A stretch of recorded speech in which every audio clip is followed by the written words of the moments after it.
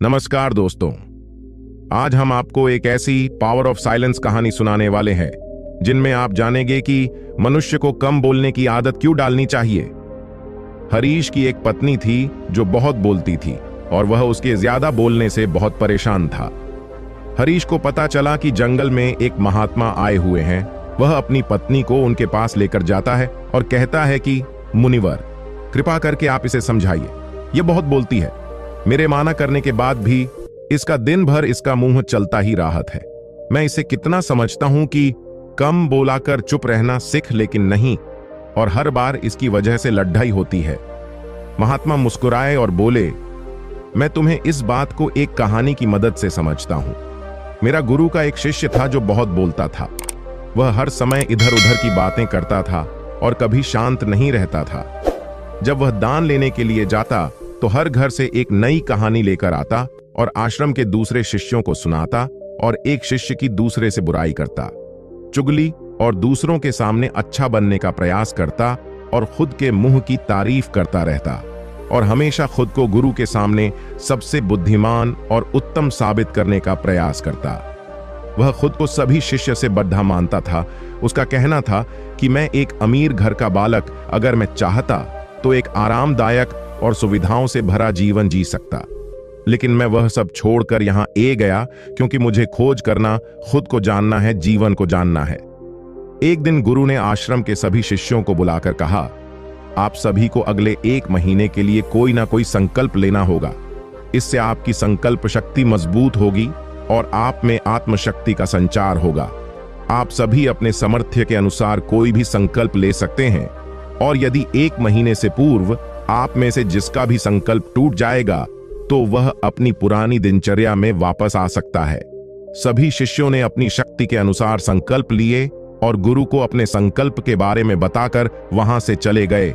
लेकिन वह शिष्य जो खुद सबसे अलग दिखाना चाहता था, वह सीधे गुरु की कुटिया में पहुंच गया और बोला, मैं कोई छोटा मोटा संकल्प नहीं लेना चाहता, बल्कि खुद की ही जैसे एक और महान संकल्प लेना चाहता हूं।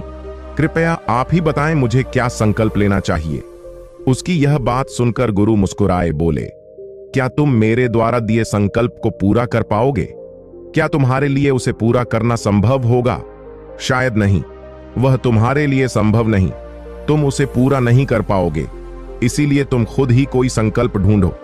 शिष्य ने कहा, आप जो भी संकल्प मुझे देंगे मैं जरूर उसे पूरा करूंगा।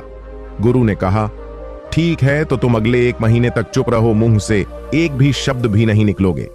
यही है तुम्हारा संकल्प। शिष्य ने कहा, गुरुदेव, यह भी कोई संकल्प है? यह तो बहुत ही आसान है। आप कोई संकल्प दीजिए जो मेरी योग्यता के बराबर हो। गुरु ने कहा, पहले तो तुम इस संकल्प को तो पूरा करके दिखाओ। शिष्य ने गुरु की बात मान ली और वह उसी समय चुप हो गया और पलटकर कुटिया से बाहर चला गया। उसे चुप रहना बहुत आसान लग रहा था। उसने एक दिन तो जैसे तैसे चुप रहकर काट लिया, लेकिन दूसरे दिन से उसके मन में न बोलने का बोझ बढ़ाने लगा, और तीसरे दिन उसे भारीपन महसूस होने लगा, और चौथे दिन उसके अंदर एक अजीब सी बेचैनी होने लगी, क्योंकि आसपास आश्रम के सभी शिष्य एक दूसरे से बातें कर रहे थे।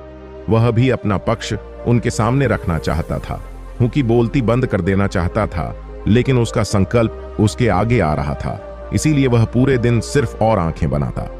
इसी तरीके से कुछ दिन और बीते और वह शिष्य बीमार पड़ DDH गया। उसका सर फटा जा रहा, उसका खाने पीने तक मन नहीं करता था, वह सिर्फ बोलना चाहता था। वह गुरु के पास गया और उनके सामने बैठकर लिखकर उन्हें बताया, गुरुदेव, मैं बोलना चाहता हूं, बिना बोले मुझे सांस नहीं आ रही है, मेरा दम घुटता जा रहा है, मैं अंदर ही अंदर पागल हुआ जा रहा हूं, मैं क्या करूं? संकल्प तोड़ दूं क्या?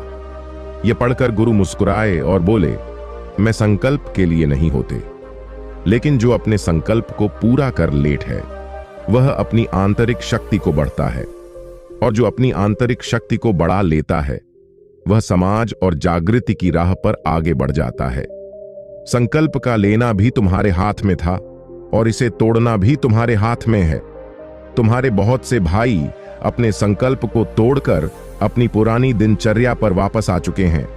अगर तुमसे नहीं हो पा रहा तो तुम भी संकल्प तोड़कर अपनी पुरानी दिनचर्या पर वापस जा सकते हो, लेकिन याद रहे, अगर आज तुम इस छोटे से संकल्प को नहीं संभाल पा रहे तो तुम अपनी बाकी की पूरी जिंदगी को कैसे संभाल सकोगे? बाकी फैसला पूरी तरह से तुम्हारे हाथों में है। गुरु की यह बात उसे शिष्य के दिल में चोट कर गए। वो बिना कुछ बोले वहां से वापस चला गया और खुद को अपनी कुटिया में बंद कर वह केवल अपने जरूरी कामों के लिए ही कुटिया से बाहर निकलता। बाकी सारे समय कुटिया के अंदर ही बैठा रहा। 15 दिन बीत चुके और आश्रम के लगभग सभी शिष्यों का संकल्प अब तक टूट चुका था, लेकिन उसका संकल्प अभी भी जारी था। संकल्प लेने के बाद से अब तक उसने एक शब्द भी नहीं बोला। सारा आश्रम हैरान था कि इतना बोलने वाला इंसान चुप कैसे हो।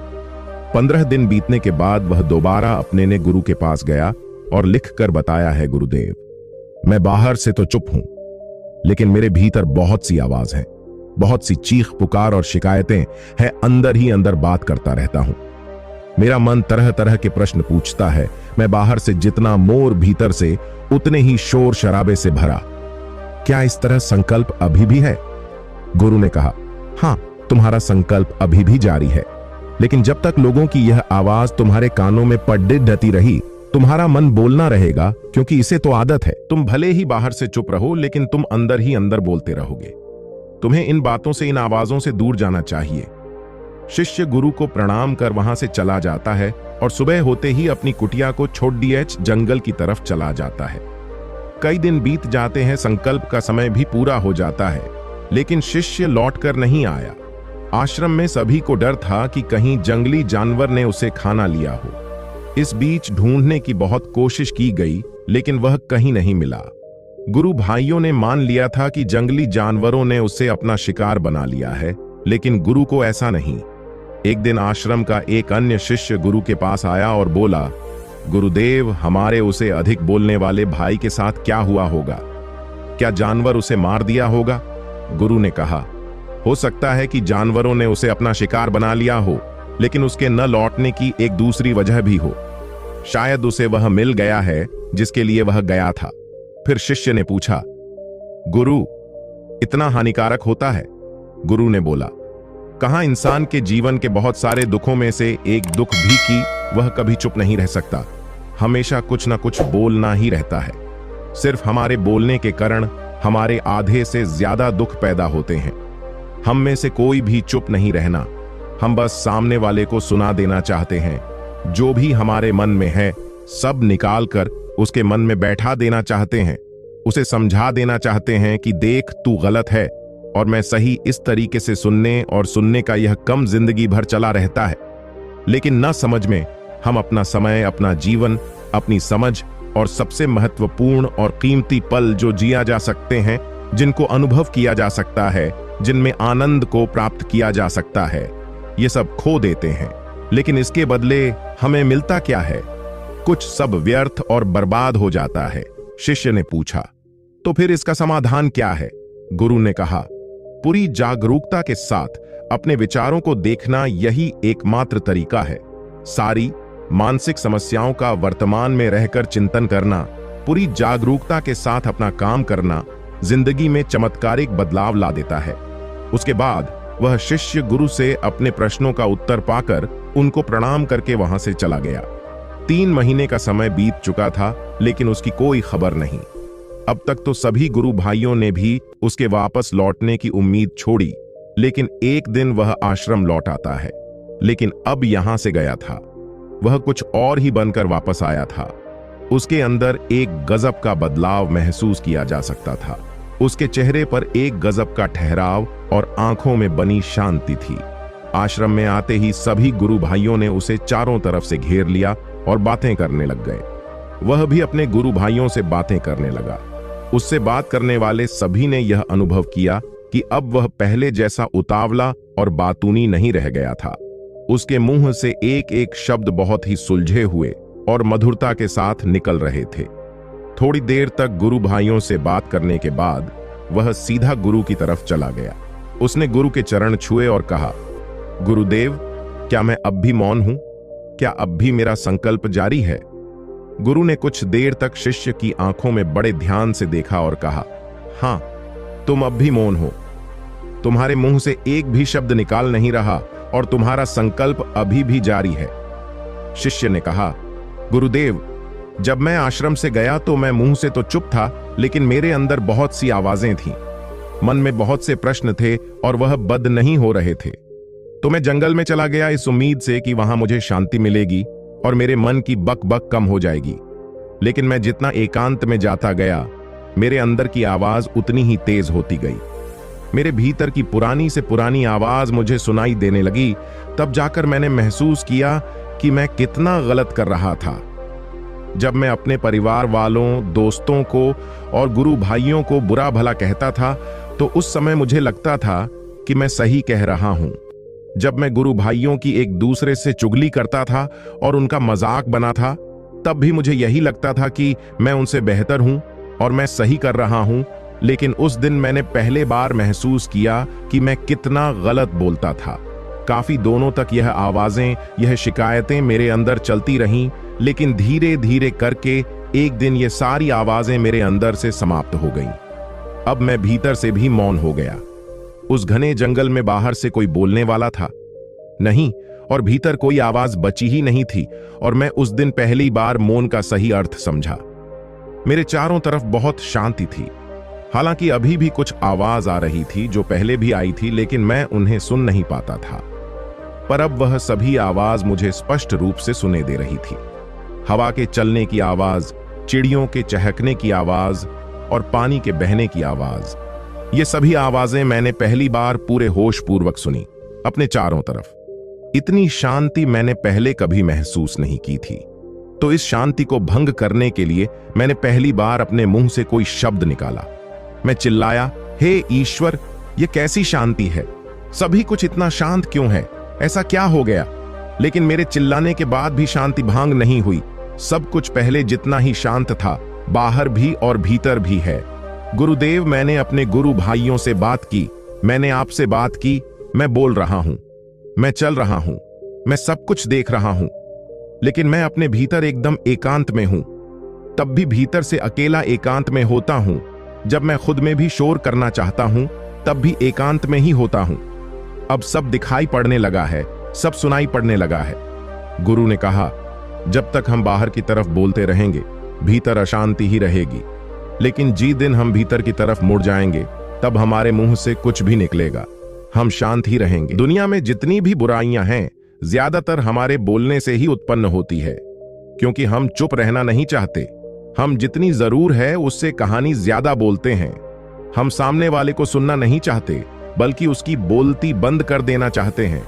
उसे समझा देना चाहते हैं कि मैं कौन हूं, मैं क्या कर सकता हूं, और यही हमारी जिंदगी का मकसद बनकर रह जाता है। हम ऊर्जा व्यर्थ के बोलने में बर्बाद होती है। ऐसे ही समाज में लोगों का जीवन दुखों से भर जाता है, जो हमेशा एक दूसरे को सुनाने में लगे रहते हैं। कभी एक दूसरे को सुनना नहीं चाहते, समझना नहीं चाहते, और चुप रहना तो उन्होंने कभी सीखा ही नहीं, क्योंकि चुप रहना उन्हें छोटा महसूस करवाता है। दुनिया की सभी लड़ाई का कारण हमारा बोलना ही है, इसलिए हम सिर्फ उतना ही बोलना चाहिए जितना जरूरी हो, क्योंकि व्यर्थ का बोलना ऊर्जा को नष्ट करना है, और यह बोलना ही हमें कभी अपने भीतर की ओर लौटने नहीं देता, क्योंकि यह हमें बाहर की ओर खींच कर रखता है, और बाहर है ही क्या इस संसार के अलावा। लेकिन अगर अपने भीतर के संसार की ओर मोड़ना है, तो इस मुंह को बंद ही रखना चाहिए।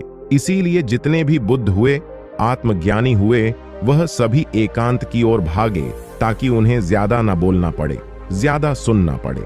वह एकांत में रहे और शांत रहे, इसीलिए आसानी से भीतर की यात्रा कर पाए। लेकिन अगर कोई चाहे तो इस संसार में रहकर भी एकांत में रह सकता है, शांत रह सकता है, लेकिन इसके लिए उन्हें अपनी ऊर्जा बचानी होगी, जिसे वह अब तक अपने व्यर्थ के शब्दों में बर्बाद कर रहे थे। दोस्तों, इस कहानी की सीख यही है कि व्यर्थ का बोलना ऊर्जा को नष्ट करना है। ज्यादा और व्यर्थ बोलना ही हमें अपने भीतर की ओर लौट नहीं देता, क्योंकि यह हमें बाहर की ओर झुकाए रखना है, और जिन्हें भीतर की यात्रा करनी है, उन्हें अपने मुंह को बंद ही रखना चाहिए। मुझे उम्मीद है कि आपको यह माँ Buddhist story on power of silence pass कहानी पसंद आई होगी।